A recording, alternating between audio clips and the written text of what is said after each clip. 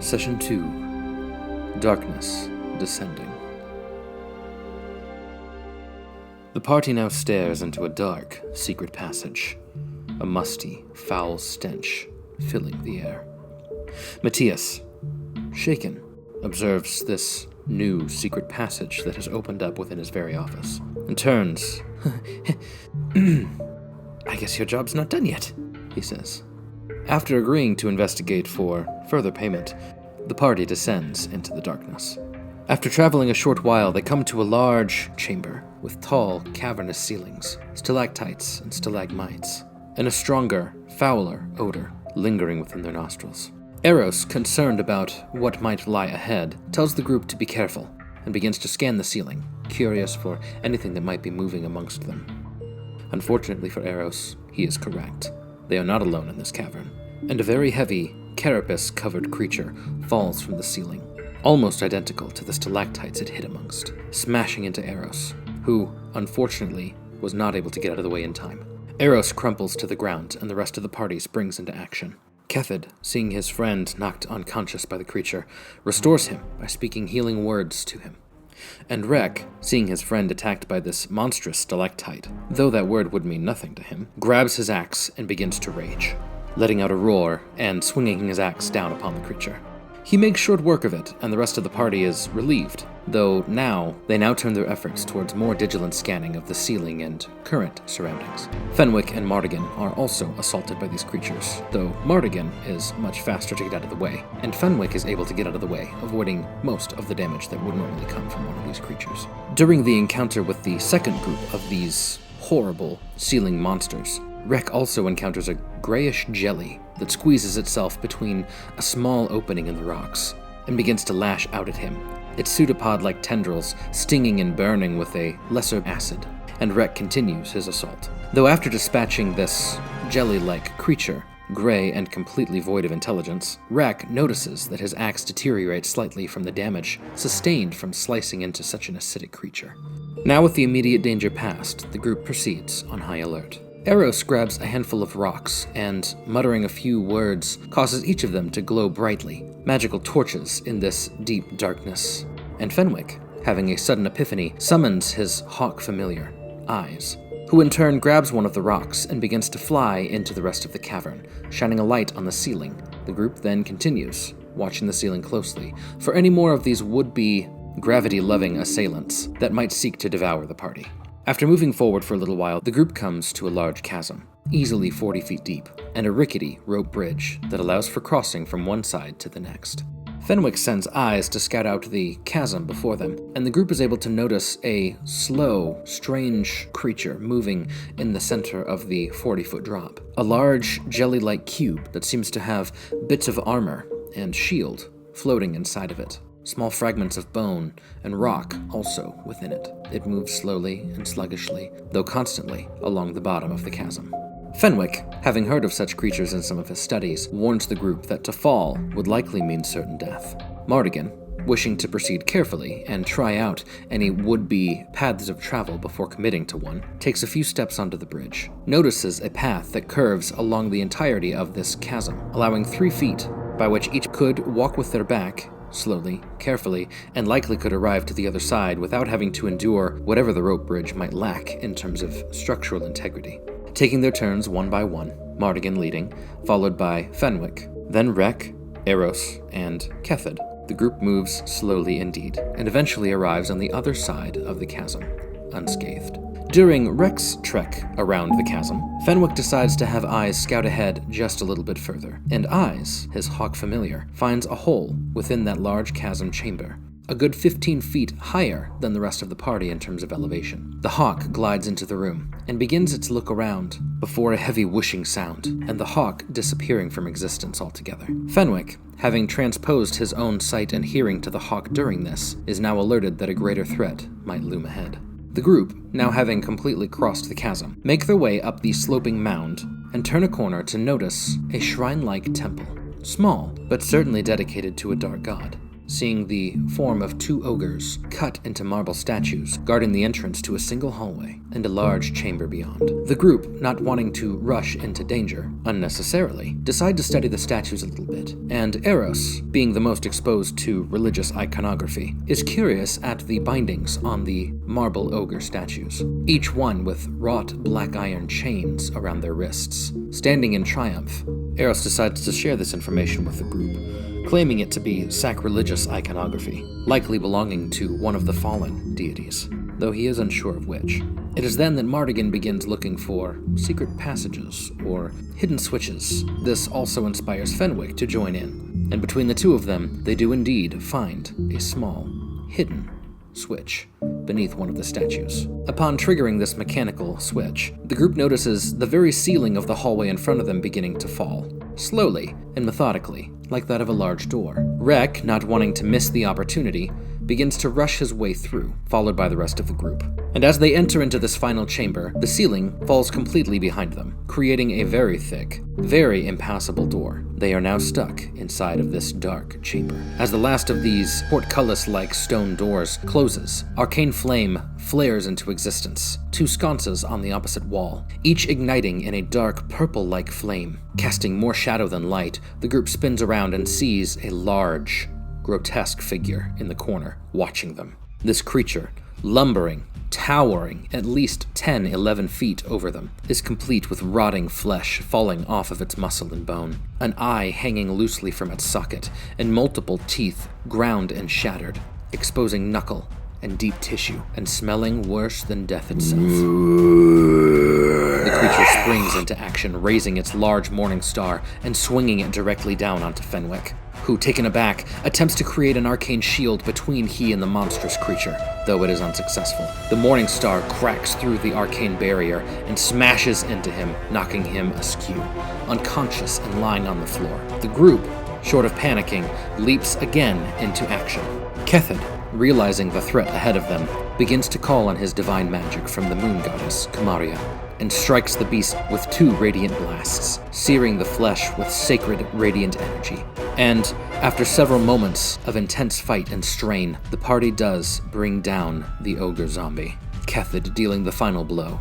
The body crumples to the floor, shaking the ground beneath them, and dust rising into the air. Fenwick, who was restored to consciousness by Eros's healing words, joins both Eros and Mardigan in searching the room. The thing that catches their attention greatest is the column-like pedestal that stands against the wall on the opposite side of the door they entered, and atop it, an urn of dark blue and purple paints, kiln-dried in a glossy varnish, with silver embossing embellishments along the bottom of the vase. Taking a closer look at this urn without touching it, Eros depicts the image of a phoenix making its way through the silver embossing, and notes that it must belong to the Astalian Empire, one that fell over 600 years ago. The group, unsure of what to make of this, try to begin to figure out a way out of the room. Mardigan and Fenwick keep their eyes, and now hands, on the urn. Mardigan, attempting to remove the urn in order to look inside of it, is unable to do so, as it seems magically affixed to the pedestal that it stands atop, whereas Fenwick grabs the small cap on top of the urn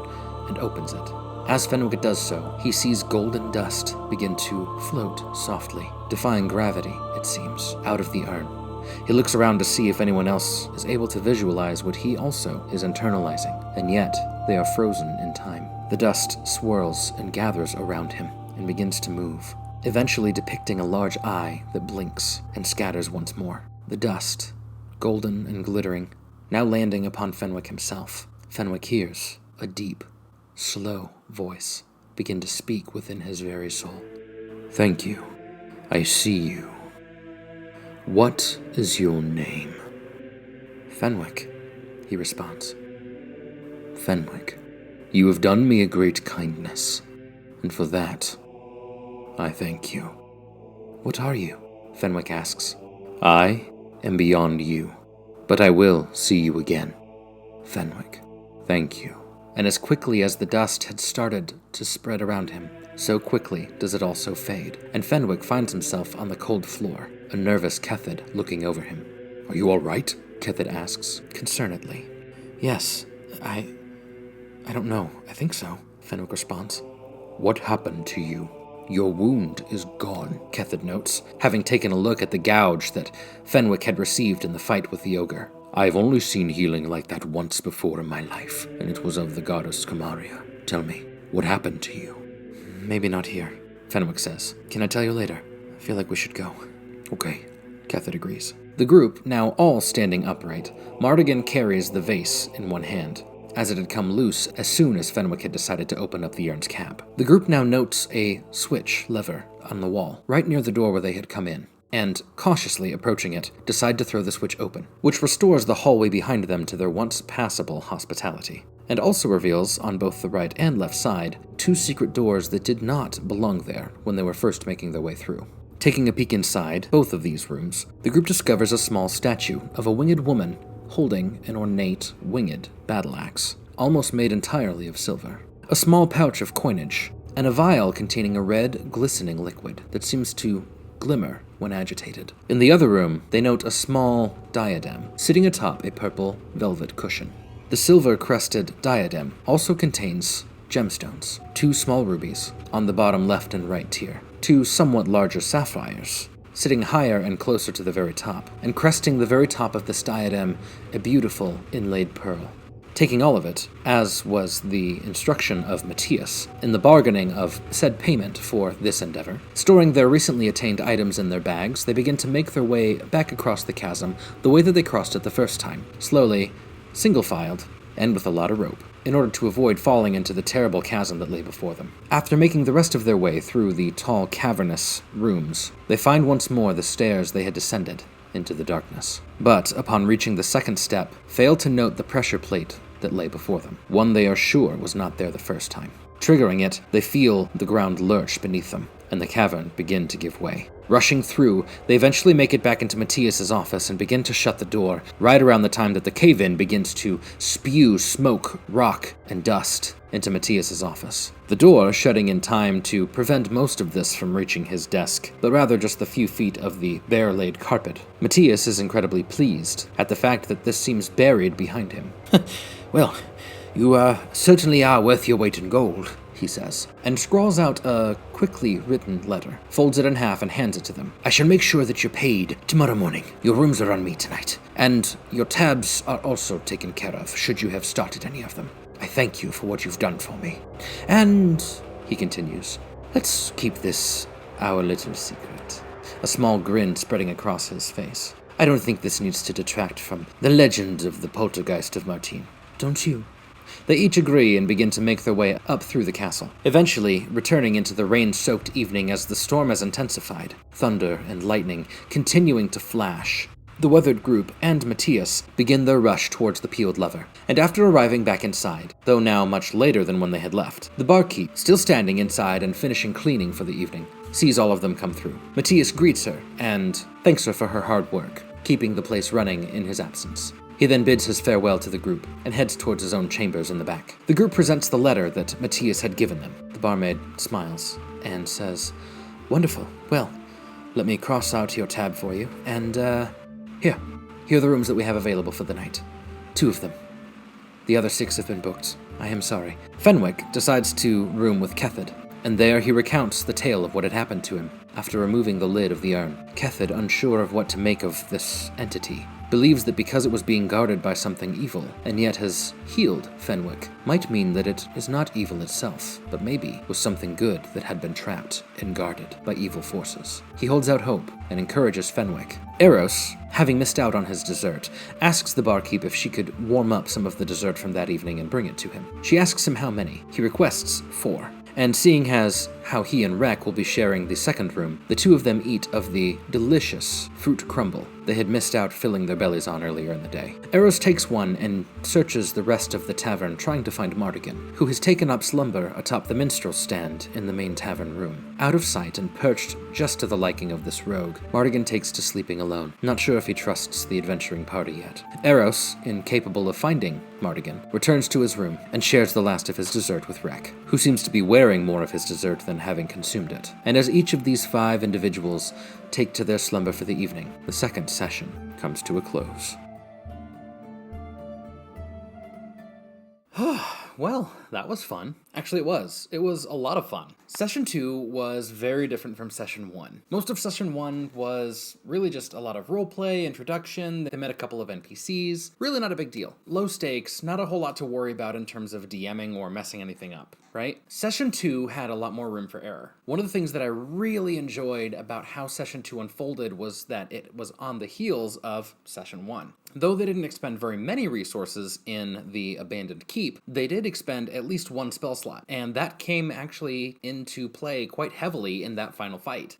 With a wizard who does not have all of their spell slots, that changes things. So early on, as the party is moving through the keep and the wizard decides, I'm going to use Detect Magic. Super clutch, and really changed the outcome of how quickly they were able to figure out the whole illusion thing. But now that we're descending into real danger, having those spell slots gone, that's costly. That means the wizard is going to have to make some choices when it comes to how he's going to spend his actions in combat, and which spells he's going to save for a particularly important moment. So this is actually one of the very first things I get into when it comes to helping others learn how to DM is don't put all your eggs into one basket of combat. The more you pace out combat and enjoy having your players expend their resources before they actually end up getting to the final room or the little mini boss or whatever it is that's going to be there waiting for them, the more fun it's going to be, the more challenging it's going to be if they can't go Nova. That's what it means when they have all of their abilities, all their spell slots, they can just throw everything, literally everything they have against that one monster. And typically speaking, that monster is not going to fare very well against the highest level magic that a party might be able to throw at it, unless you weed out some of their low-level slots or mid-level slots, depending on how they decide to use their spells. Now granted, with a level 2 party, they only have 3 first-level slots.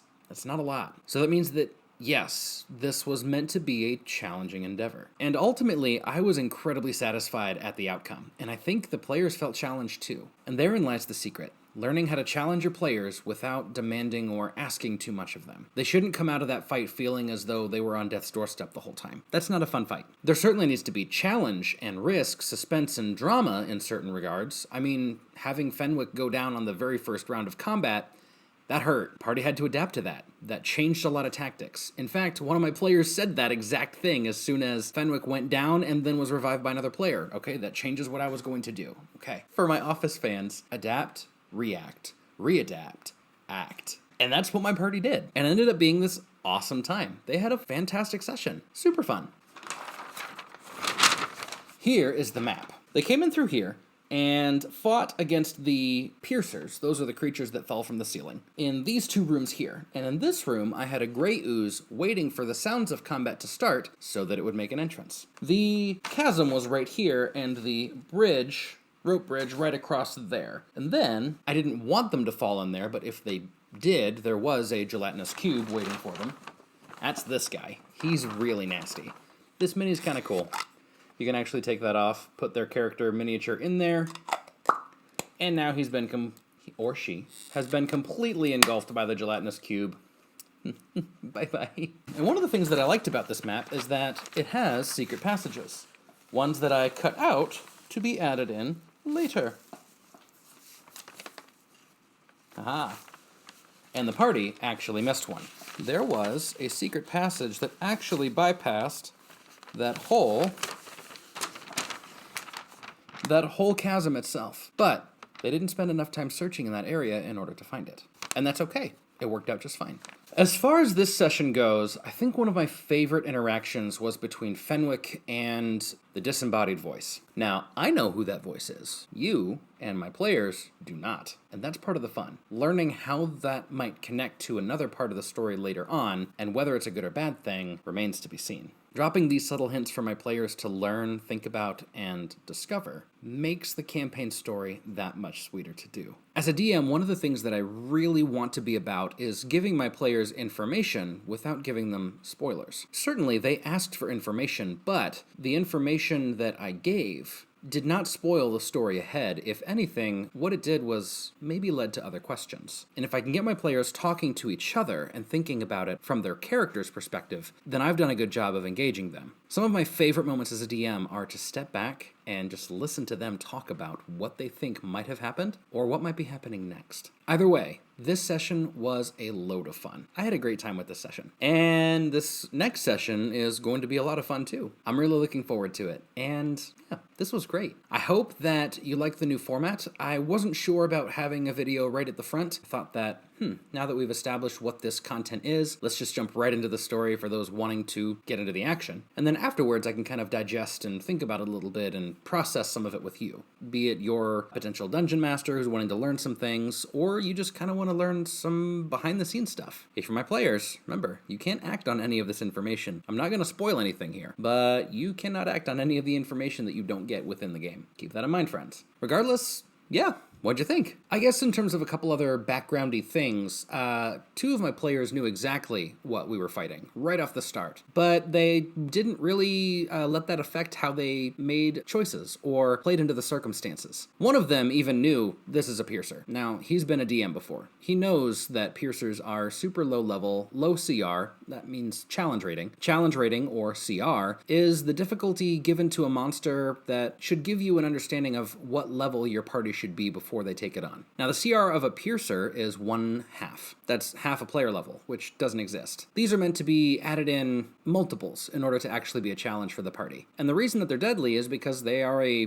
glass cannon, effectively. They fall from the ceiling, they do their damage, and then they have a 5-foot move speed to try and climb back up the wall in order to do it again minutes later. That's awful. That means that the only chance they get at dealing damage is right when they fall. And the damage they do is a d6 plus an additional d6 for every 10 feet. Now, these were stationed 30 feet up, meaning it was a d6 for them falling on my party members, plus 3 additional d6 for a grand total of potentially 24. That can be a lot of health on a low-level party member. And in fact, if you listened to the recap, arrows went down after the first one struck him. It actually rolled his HP total in damage. That was a pretty intense shift right at the beginning of the session. I mean, that was before they even found out that there was a chasm or a rope bridge. They had a teammate down right as they entered into the dungeon. It's pretty intense, but they adapted to it well. They got him up and continued on in combat. The ooze that they fought was a gray ooze, and gray ooze are interesting because they actually have an in-game mechanic that affects the characters outside of combat should they engage with the gray ooze. Now, Rek, the barbarian, had no idea that this would actually impact his weapon, but every time he hit the creature with his axe, he accumulated a -1 on the damage his axe would do. And should the character reach a cumulative -5, the weapon is destroyed and he would have to find a new one. Now, luckily, he missed quite a few of his hits, and he only ended up taking a -1 on that penalty. However, that means that every combat that he is in, until he fixes that weapon, he's going to be dealing 1 less damage than he normally would. And sometimes, 1 damage can make all of the difference. 1 HP is literally the difference between being upright or unconscious. And so that probably is high on his to-do list to get fixed. As a DM, you do want to be careful about monsters that can have a cumulative stacking effect, especially in a low-level party. These stacks can result in death stacks and multiple fail states that can ultimately lead to a total party kill if you're not careful, or TPK. So that being said, I didn't want to make this too terribly hard, so I just had the 3 piercers in there, plus the gray ooze. And then finally, in the last room, I did lock them in with a ogre zombie. Now, that ogre had an AC of 8. 10 is average. Normally, you start at 10 and then add your dex mod, which for the ogre zombie is a -2, giving him the grand total of 8 HP. This thing was not hard to hit, so the characters were likely to deal damage to it every single turn. The thing that made it tough was that it had 85 hit points, so it took several rounds of all of the party members focusing their fire on this thing, and on average dealt 13 damage per swing. That's all Fenwick had right at the start of combat, after taking a little bit of damage from the piercer and some small amounts of healing from arrows. Again, learning how to properly challenge your party is key. You don't want too much, but you also don't want it to be underwhelming either. Now, that ogre zombie was a CR of 2. The party is level 2, and there are 5 of them. Felt like it was an adequate challenge, especially after a couple of rounds of combat encounter with some things that probably took some of their health away, used one of the barbarian's rages, and a couple of spell slots from the rest of the party. A fair trade-off in order to end up fighting this ogre zombie when things turn sour. And lastly, the urn. The urn is full of secrets. A lot of fun secrets. And again, I'm not spoiling those here. Keep watching if you want to learn more. My party will discover in due time, or not, what that urn is all about. But how it connects to the world, I had a lot of fun with that. Anyway, thank you so much for being here. I'm really glad you decided to stop by. If you enjoyed this video, would you consider hitting that like button and maybe subscribing? I would love it if you kept joining me here and built this community into something bigger, better. I am still working on the Discord channel. I'm glad that I gave it a 2-week launch date because I had a buddy trying to help me figure out some of the bugs last night, and yeah, I need a little bit more time. So thank you for your continued patience there, but I'm hoping that everything will be set by the 30th. And yeah, you're gonna get an extra video this week. I'm gonna try and make sure that that video is ready Thursday so that we can talk about spellcasting, in case you want to learn how spellcasting works. Either way, I hope you enjoyed this content. I have a lot of fun making it, and, cheers. Here's to many more. Thank you, friends. And I hope that you enjoy the rest of this beautiful Tuesday. Adventure's calling. Are you listening?